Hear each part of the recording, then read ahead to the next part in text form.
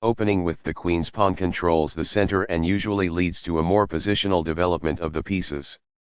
The Indian game begins by controlling the important e4 square with the knight, rather than a pawn.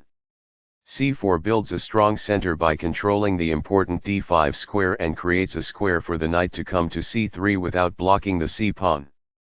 The king's Indian defense prepares to develop the bishop to g7, allowing white to build up a strong center which black will later try to undermine.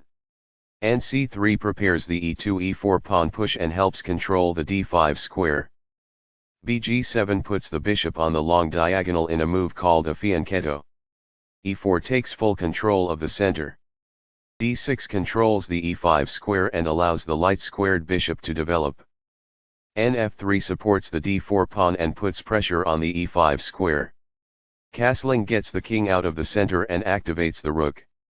h3 takes control of the g4 square, allowing white to play b3 without getting the bishop attacked by ng4. e5 takes space in the center and attacks the pawn on d4. d5 takes space in the center and controls the c6 and e6 squares. a5 takes space on the queen side and controls the b4 square, slowing down white's ideas of advancing on the queen side with a quick b4 pawn push. This pins a knight, which restricts its mobility. The opposing bishop is kicked by a pawn, and must now move or be captured. This moves the bishop to safety. This activates a knight by developing it off of its starting square. This develops a bishop off its starting square, getting it into the action. It is the last book move. This is a fair move. It is good. This misses an opportunity to threaten winning a pawn. It is a mistake. This strikes at the center with a pawn, fighting for space. It is best. This permits the opponent to kick a bishop. It is an inaccuracy. This loses a pawn. It is an inaccuracy. That pawn was free for the taking. It is best. This blocks the attack on a pawn that could have been captured.